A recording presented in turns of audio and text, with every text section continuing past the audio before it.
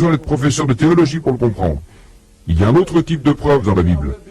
Si c'était une conférence, j'aurais expliqué tout cela la nuit dernière, mais c'était un débat.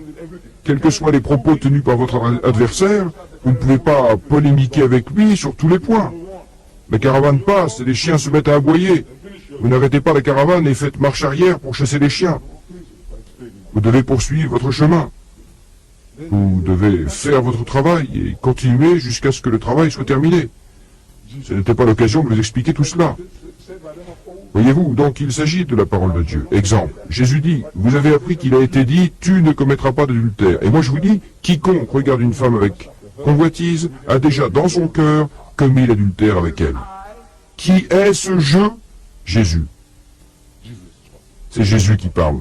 La parole d'un prophète de Dieu. Jésus poursuit. Il a été dit, si quelqu'un répudie sa femme, qu'il lui remette un certificat de répudiation. Et moi je vous dis, qui est ce je?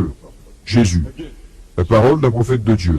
Jésus dit aussi, vous avez appris qu'il a été dit, œil pour œil et dent pour dent. Et moi je vous dis, qui est ce je? Jésus. La parole d'un prophète de Dieu. Il existe donc un autre type de preuve dans la Bible. Il y a d'abord Dieu qui parle, ensuite il y a le prophète qui parle, et enfin, il y a ce que l'historien, la façon dont il parle.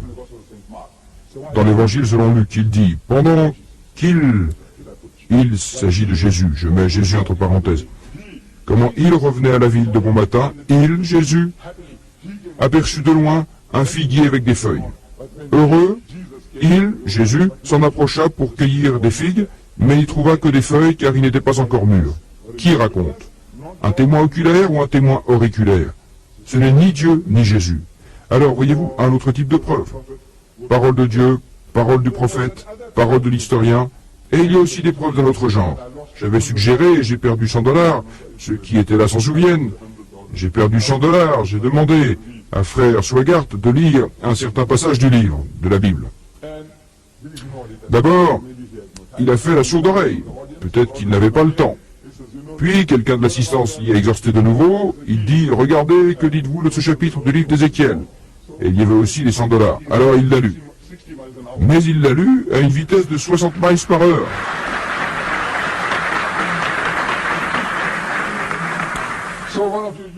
Alors, un étudiant d'université s'approche de moi et me dit, écoutez, il a lu, mais je ne savais pas. Je lui dis, c'était une plaisanterie. Je dis, écoutez, premièrement, vous êtes en position d'infériorité. Vous êtes arabe, d'un pays arabe, et vous ne connaissez pas très bien l'anglais. Deuxièmement, l'anglais qu'il a employé est un anglais archaïque, ancien, de la version du roi James. Voyez-vous, nous lui avions donné cette brochure qui est extraite de la nouvelle version internationale, une langue moderne, où on appelle un chat. Mais il a lu dans la Bible archaïque. Je ne peux pas le blâmer parce qu'il utilise la version du roi James. Il l'a lu. Et vous ne connaissez pas très bien l'anglais. Ça aussi, c'est un désavantage. Et il l'a lu à cette vitesse dont je viens de vous parler. C'est ce qui s'est passé.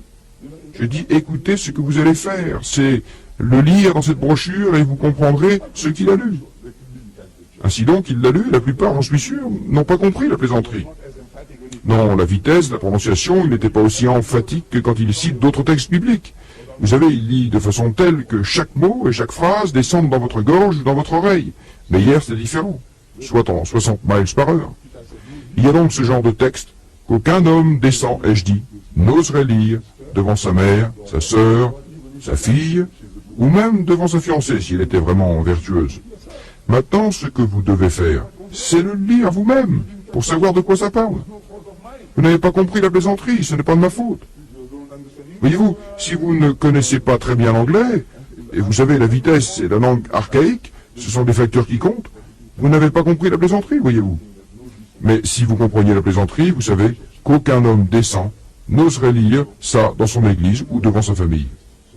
Voyez-vous, c'est un autre type de preuve. Ainsi, nous avons la parole de Dieu dans la Bible, il y a la parole du prophète dans la Bible, il y a la parole de l'historien, témoin oculaire ou auriculaire dans la Bible, et il y a cet autre type qui est la pornographie dans la Bible. Nous aussi, nous avons quelque chose de semblable dans l'islam. Nous avons la parole de Dieu dans le Coran. La parole de Dieu uniquement. Il ne vous raconte pas des histoires, nous connaissons un certain événement dans la vie du prophète, que la bénédiction et le salut de Dieu soient sur lui. Une délégation chrétienne est venue de Nayaran à Médine. C'étaient des Arabes chrétiens. Ils avaient entendu qu'un autre Arabe prétend être en communication avec le Tout-Puissant, un prophète. Alors ils se sont dit, nous allons vous le voir et l'interroger. Nous allons voir ce qu'il sait. Alors ils sont venus à Médine, et ils furent hébergés à la mosquée du prophète. Ils mangèrent et dormirent là, et ils eurent aussi un entretien pendant 3 jours, et peut-être 3 nuits. Quand dimanche est arrivé, notre prophète, que la bénédiction et le salut de Dieu soient sur lui, leur offrit un siège à ces chrétiens pour faire leur prière. Ils avaient l'esprit large, pas comme nous. Certains parmi nous pensent que leur mosquée est supérieure à celle qu'avait notre prophète. Pas de doute, sur le plan de l'architecture, oui. Il leur donna la permission, l'autorisation de faire leur prière. Au cours d'entretien, le porte-parole des chrétiens posa cette question, parmi tant d'autres. Il dit, d'accord, dites-nous maintenant, quelle est votre conception de Dieu?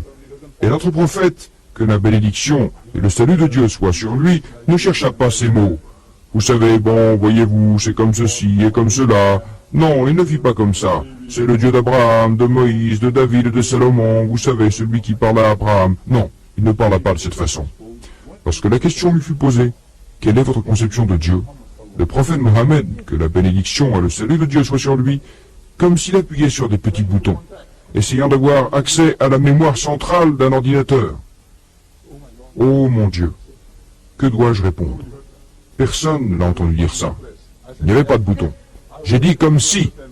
Je pense que vous avez compris. Ne soulevez pas une controverse après mon départ.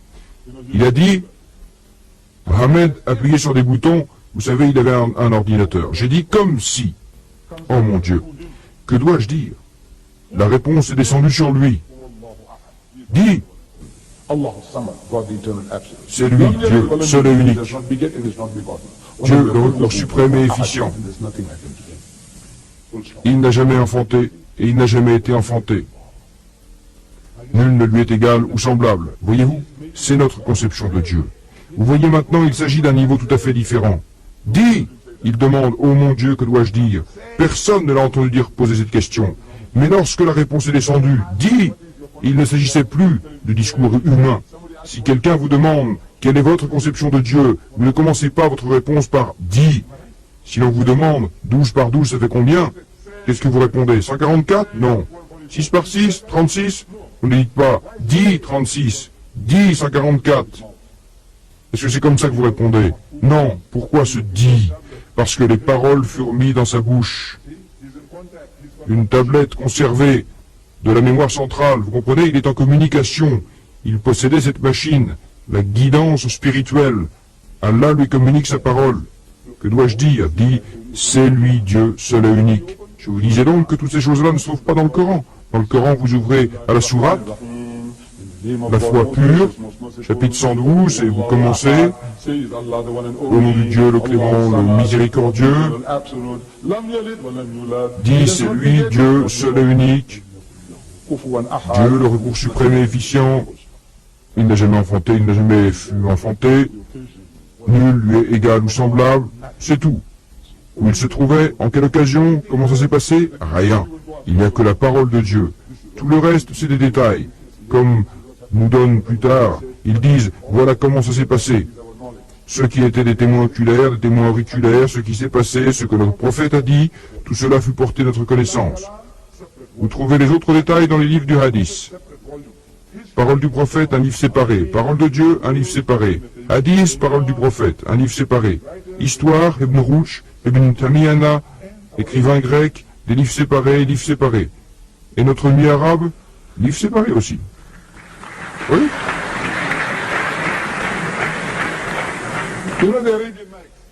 Les nuits arabes, vous savez, des contes de fées, ces contes affreux, dégoûtants, circulaient autour des feux de camp. Vous savez, les Arabes avaient aussi de quoi passer le temps. Vous savez, avant l'islam, peut-être même après l'islam, sous le règne de Haroun el-Rachid, Mahoun el-Rachid, nous ne savons pas comment l'Empire s'est développé.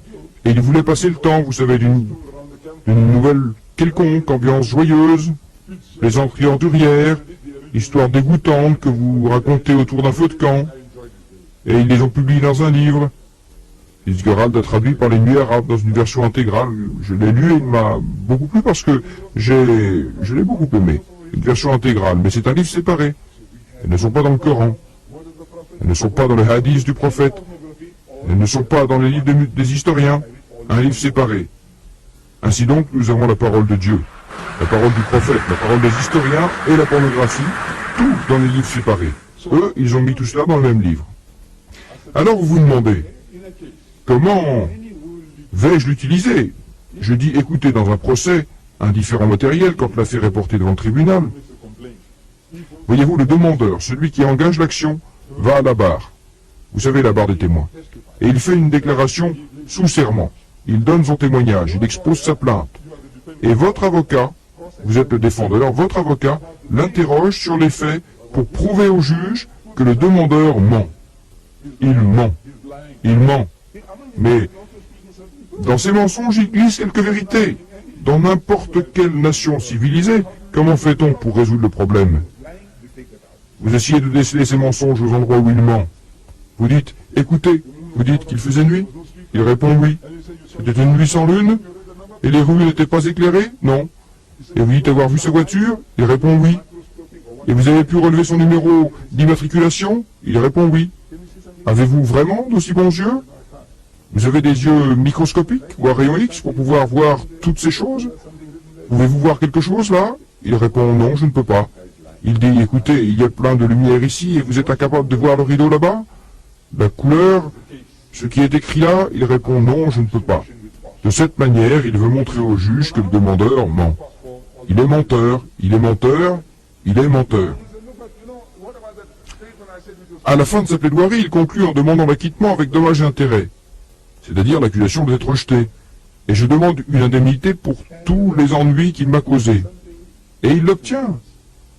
Maintenant il dit, mais écoutez, vous savez, il y a cet autre témoignage qui était sincère. Eh bien, le tribunal n'en a pas tenu compte. Voyez-vous, vous retenez ce qui peut servir votre cause. Pour le reste, vous dites, écoutez, ceci n'a rien à voir avec nous. Nous avons prouvé au monde et à vous que vous n'aviez pas de jambes pour vous tenir dessus. Pour cette raison et cette raison. L'affaire est close et le travail est fait. Voilà comment vous raisonnez dans la vie, quel que soit le cas, et nous faisons de même quand il s'agit de religion. J'étais chrétien, mais maintenant je suis converti à l'islam. Je suis en paix.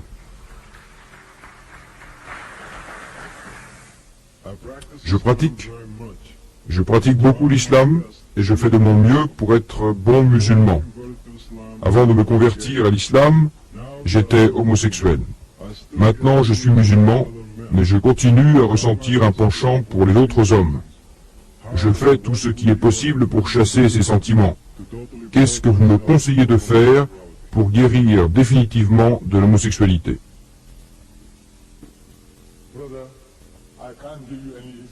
Je ne peux vous donner aucune solution facile. Je ne peux pas vous prescrire une pilule. Je ne peux pas dire, écoutez, vous prenez cette pilule et tous vos problèmes se dissiperont. Vous savez, toute une vie de... c'est pas facile. Il faut un grand effort, de grands sacrifices. Vous savez, pour la dompter et la réfréner, ce dont vous avez besoin, c'est une bonne compagnie et la compagnie de la parole de Dieu. Lisez ce livre de Dieu avec ferveur. Si vous le lisez avec ferveur, vous trouverez qu'Allah Tout-Puissant vous parle. Et quand vous laissez Allah vous parler, vous parlez, vous parlez, sa parole fera le travail pour vous. Il n'y a pas de solution facile. Je ne peux pas dire qu'il existe une solution facile. Comme je le disais, vous prenez une pilule ou bien vous prenez n'importe quoi. Je vous donne un morceau de papier avec quelques mots écrits dessus et vous le mettez sur votre cou. Et voilà que par enchantement, votre problème se trouve résolu. Non. Je n'ai pas de ces solutions faciles. C'est un combat et que vous devez mener avec toute sincérité et énergie. Vous menez ce combat et je suis certain que Dieu Tout-Puissant vous aidera dans votre effort à suivre le droit chemin. Je l'espère. Inch'Allah.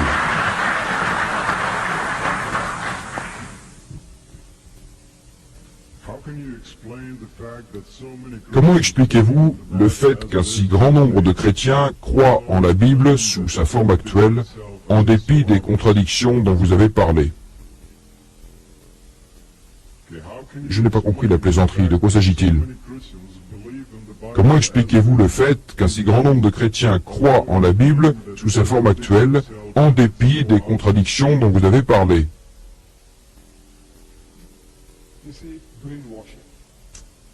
Vous savez, lavage de cerveau. Lavage de cerveau. Vous subissez tous un lavage de cerveau. Voyez-vous, la dernière fois que je suis venu ici, en 1977, j'ai discuté avec des étudiants et des professeurs à l'université de Berkeley à San Francisco. Je leur ai dit, vous avez tous subi un lavage de cerveau. Un professeur s'est levé et m'a dit, non, programmé. J'ai dit, pardon, programmé. Nous sommes tous programmés. Voyez-vous, nous avons tous été programmés depuis l'enfance pour adopter certaines croyances, certaines attitudes. Et si personne ne propose une meilleure connaissance pour vous reprogrammer, pour vous déprogrammer, vous resterez là où vous êtes. Il y est comme un naufragé qui s'accroche à n'importe quoi. Vous dites, écoutez, ce livre ne peut pas vous aider. C'est l'esprit qui est en vous qui vous a aidé. Vous êtes ou vous étiez alcoolique. Et vous cherchiez un moyen de vous en sortir. Vous aviez besoin de quelqu'un pour vous aider. Vous savez, vous rentrez chez vous et vous trouvez votre femme terrifiée, vous trouvez tous vos enfants terrifiés, ils s'écartent tous de votre chemin. Vous savez où est le problème. Vous savez que c'est terrible, que c'est horrible. Mais que pouvez-vous faire? Que pouvez-vous faire? Vous n'aimez pas ça, mais vous êtes impuissant. Vous êtes entre les griffes de Satan. Alcool. Arrive alors une personne avec un peu de charisme et vous dit, écoutez bonhomme, pensez et croyez que le Christ est là pour vous aider. Il a tout fait pour vous. Il s'est sacrifié pour vous. Émotionnellement, vous êtes d'humeur pour changer. Vous êtes comme un naufragé luttant pour sa survie, pour vous sauver du naufrage et la paille. Vous savez, vous tombez sur une paille alors que vous étiez capable de vous en sortir. Vous dites, la paille m'a aidé. Je dis non, c'est la volonté de résistance qui enflammait votre cœur et votre esprit. La lutte que vous avez menée qui vous a permis d'atteindre le rivage, non la paille. Mais maintenant, quand vous essayez d'expliquer cela d'un point de vue logique, je dis, écoutez, c'est la lutte qui vous a sauvé. Votre volonté, votre sincérité qui vous ont sauvé. Il dit non, il pense que vous essayez de rejeter dans la mer, dans le bourbier. Non, nous cherchons seulement à expliquer. Mais maintenant, les gens ont vécu cette expérience et ils sont terrifiés. Si seulement ils pouvaient se débarrasser de ce refrain, le Christ est mort pour la rédemption de mes péchés, il m'a sauvé. Je dis, frère, c'est votre détermination, votre foi, votre volonté qui vous ont sauvé. Il dit, non, non, non, non, c'est le Christ qui m'a sauvé. Comme s'il essayait de... Il est terrifié, il pense que vous allez le rejeter à la mer, que vous allez le rejeter dans le bourbier, ce qui n'est pas le cas. Voyez-vous maintenant, nous devons proposer une alternative aux gens, ils n'en ont pas. Le seul livre qu'ils connaissent est celui-là. Et ils peuvent voir, la plupart d'entre eux, ils peuvent voir quel gâchis il a causé. Il n'a pas apporté de solution au problème. Alors quand ils se laissent aller, ils le font sans retenue, ils avalent n'importe quoi. Hare Krishna, vous savez, ces garçons avec une petite natte, ils dansent avec un vêtement jaune safran avec des tambours. Non, non, c'est l'esprit, vous savez. Vous voulez quelque chose, alors vous prenez n'importe quoi et vous dites, j'ai trouvé la paix ici, j'ai trouvé la paix là. Vous rejoignez les mounistes et vous trouvez la paix. Vous rejoignez les Hare Krishna et vous trouvez la paix. N'importe quelle secte. L'essentiel est ce que vous cherchez ardemment, ce pourquoi vous avez lutté. Le reste n'est que prétexte. La paille, la paille, la paille. Ce n'est pas la paille qui vous a sauvé. Alors, nos frères et sœurs chrétiens ne savent rien sur le Coran. Si leur livre les déçoit, pourquoi pas un livre oriental? Le Coran, un livre oriental. Que peut-il faire pour vous? Ils ne connaissent pas ce livre. Et c'est de notre faute. Nous n'avons rien fait pour les éclairer. Nous-mêmes, nous ne savons rien sur le Coran, la plupart d'entre nous. Comment pourriez-vous en parler à un chrétien? Les frères arabes, vous dites, écoutez, je ne sais pas. Vous êtes de bons musulmans. Peut-être, vous êtes bons musulmans, vous connaissez le Coran. Mais comment allez-vous leur expliquer ce que dit le Coran? Au fond de vous-même, vous comprenez. Quand vous dites, au nom de Dieu le clément, le miséricordieux, إن الله اصطفاك وطهرك واصطفاك على نساء العالمين.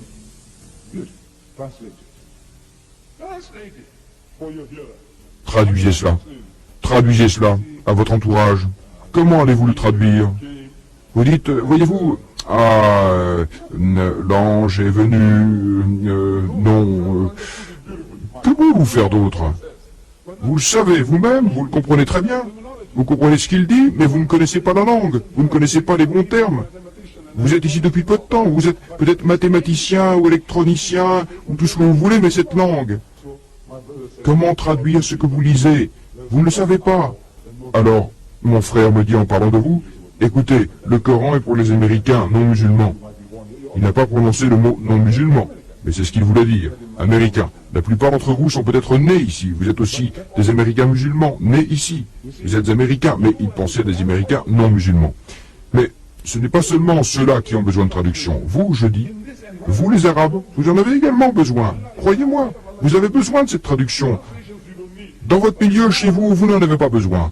Allah, devant Allah, vous n'en avez pas besoin. Vous n'avez pas besoin de traduction. Mais pour parler dans cet océan, l'occidentalisation, la chrétienté, l'environnement anglais, vous avez besoin d'une traduction pour employer des mots corrects, pour exprimer le sens de ce que vous lisez. Le sens est là, dans votre tête, mais vous n'arrivez pas à le reproduire. Maintenant, vous avez une traduction, Sourate Al-Imran, chapitre 3, verset 42, comme celui-ci. Et lorsque les anges dirent ô Marie, Dieu t'a élu, l'a purifié, t'a élu au-dessus des femmes, des humains.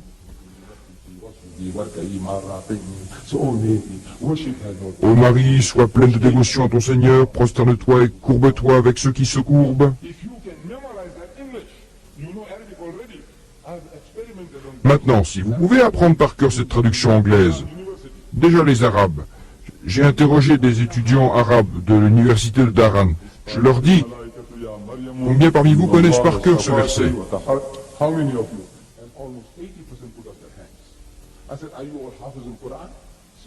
Combien? 80% environ levèrent la main. Je dis, connaissez-vous tous le Coran par cœur? Ils répondirent non. Je dis, comment le savez-vous? Bon, à force de lire. Votre langue, c'est facile à retenir, d'accord. Je dis, machallah, vous avez fait votre devoir, vous le savez. Et maintenant, je dis, comment faire pour améliorer l'anglais? Je vais vous apprendre comment améliorer votre anglais. Vous savez, j'ai appris beaucoup de langues. Je connais beaucoup de langues. Je peux vous citer des versets en indonésien, en swahili, en espagnol. Quelle autre langue? Nigérien, zoulou, tswana, afrikaans, arabe, hébreu. Quelle langue voulez-vous entendre? Dites-le-moi. Dites-le-moi vite. Quelle langue voulez-vous entendre? Allemand. Je n'ai pas cité l'allemand. Allez, une de ces langues. Les langues que j'ai citées, Swahili.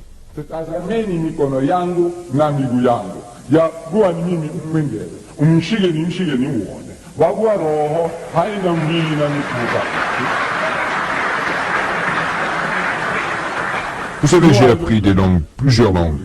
C'est très utile. Pour moi, voyez-vous, ce Swahili m'ouvre les portes à Kenya.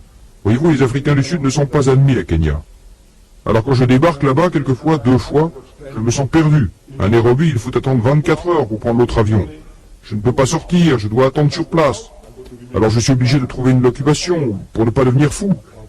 Et c'est ce que je fais. Chaque fois que je rencontre un Kenyan, vous savez, les officiers en uniforme, je lui dis, vous savez, je suis en train d'apprendre votre langue. Il dit, ah bon? Je dis, écoutez, je ne sais pas si c'est bon, mais écoutez. Et je commence.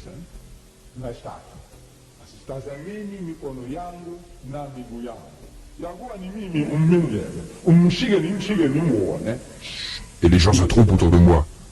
Je finis ça et je dis, savez-vous de quoi s'agit-il? Puis je commence à leur expliquer, ils m'écoutent. Je rencontre un Malaisien, un Indonésien, je lui dis, vous savez, je suis en train d'apprendre votre langue. Il dit, ah bon? Je dis, espagnol? Je dis,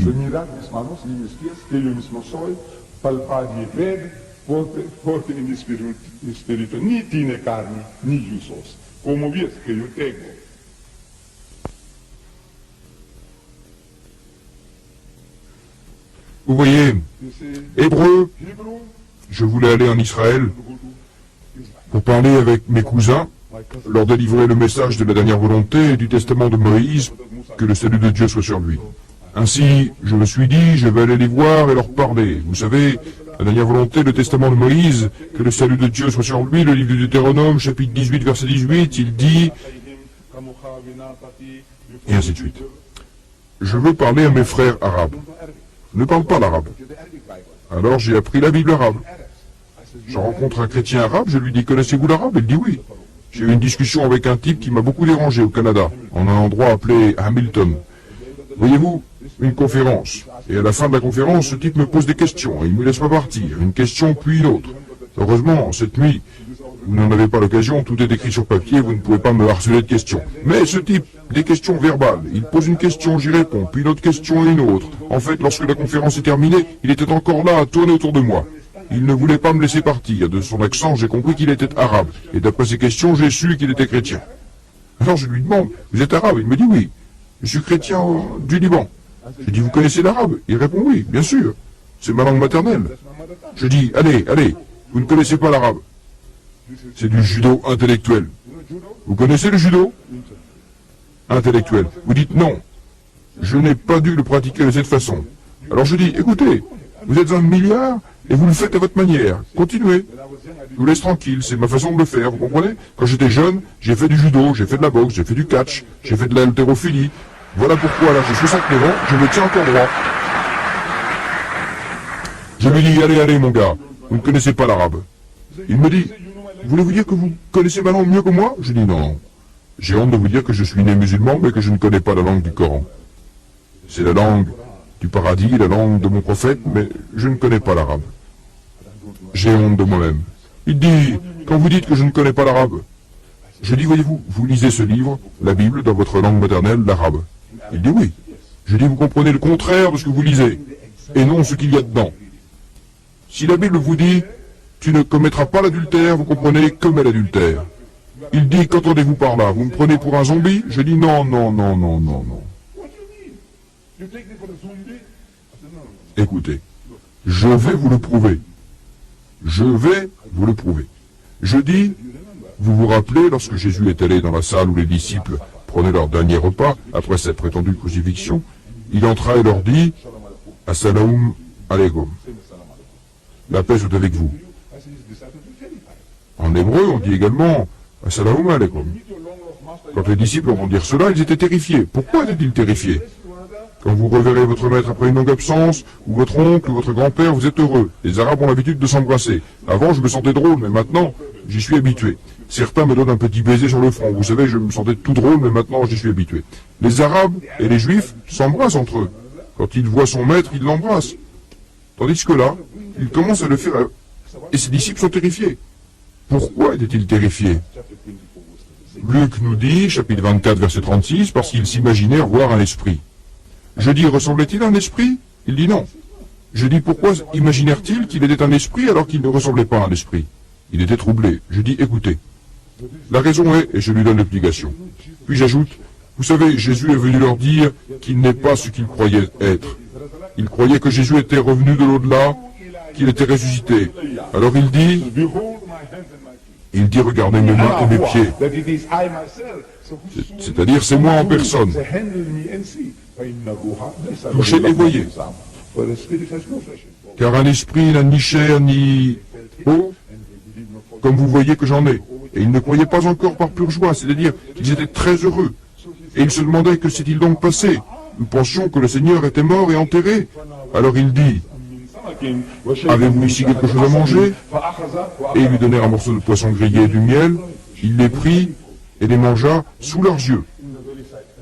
Pour prouver quoi? Qu'il est un revenant, un spectre ou un esprit? Non.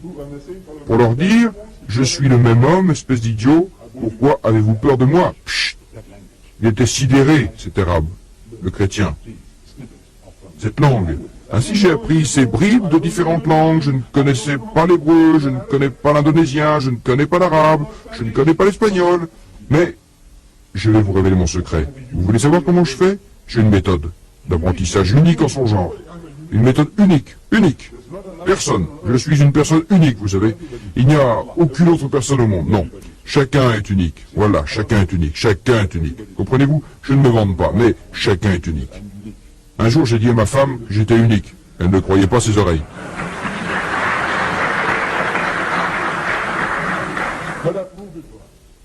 Mais je lui ai prouvé. Elle avait peine à le croire. Elle pensait que je me vantais. Personne n'est comme moi. Je dis que je suis unique. Il n'y a vraiment personne comme moi. Elle dit non. J'ai dit, vous savez, dans la famille, monsieur un tel, je n'ai pas retenu le nom. Elle imagina le type mentalement. Je dis, y a-t-il quelqu'un qui lui ressemble? Elle dit, non. Je dis, notre fils. L'aîné. Mon fils aîné. Ibrahim. Je dis, y a-t-il quelqu'un comme lui? Elle fouille dans sa tête, puis dit non. Je dis votre frère Ibrahim, son frère. Je dis y a-t-il quelqu'un comme lui? Elle fouille dans sa tête, puis dit non. Voyez-vous, je vous dis, chacun est unique. Mais j'ai une méthode unique. Elle est unique. Voyez-vous, j'utilise la Bible pour apprendre ces langues. Je veux apprendre n'importe quelle langue. Je vais dans une librairie et j'achète la Bible, dans la langue en question, parce qu'on a édité la Bible dans 2000 langues différentes. Et je connais largement la Bible en anglais par cœur. Les gens pensent que je connais toute la Bible par cœur, ce qui n'est pas le cas. Que je connais tout le Coran par cœur, ce qui n'est pas le cas. Des fois, je donne l'impression de connaître toute la Bible et tout le Coran par cœur. Ce n'est pas vrai. Mais je connais très bien ce livre. De ma vie, je n'ai jamais rencontré un seul chrétien qui connaisse sa Bible mieux que moi.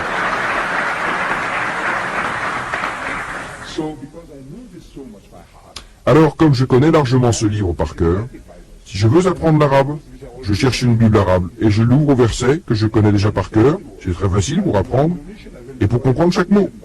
Si je veux apprendre l'indonésien, je cherche une Bible en langue indonésienne et je fais pareil. Si je veux apprendre le zoulou, je fais la même chose. Swahili, je fais la même chose. Voilà comment j'ai appris les langues. Je vous dis une méthode unique. Et j'aimerais que vous fassiez comme moi.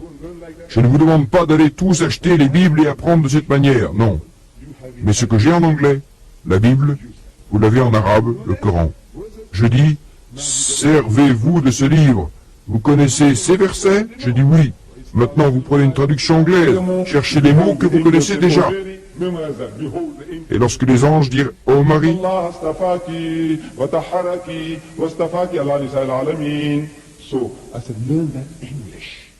apprenez cet anglais verset par verset. Vous connaissez l'arabe? Maintenant, apprenez l'anglais. Une fois que vous l'aurez fait, votre vocabulaire sera amélioré, la construction des phrases sera améliorée. Et voici une occasion pour mettre en pratique vos connaissances. J'ai appris qu'il y a 10 000 Américains autour de Dharan. Je dis, ils sont vos clients. Chaque fois que vous rencontrez un homme blanc, vous lui demandez « Pardon, monsieur, à quelle église appartenez-vous » Il citera un nom, vous savez, il est votre client. Vous dites « Vous savez, je crois en Jésus ». Il dira « Oui ». Il pensera que vous voulez une cigarette ou un chocolat.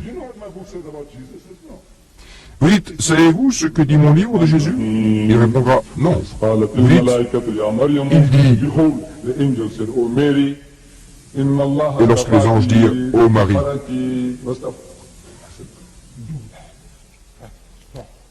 faites cela.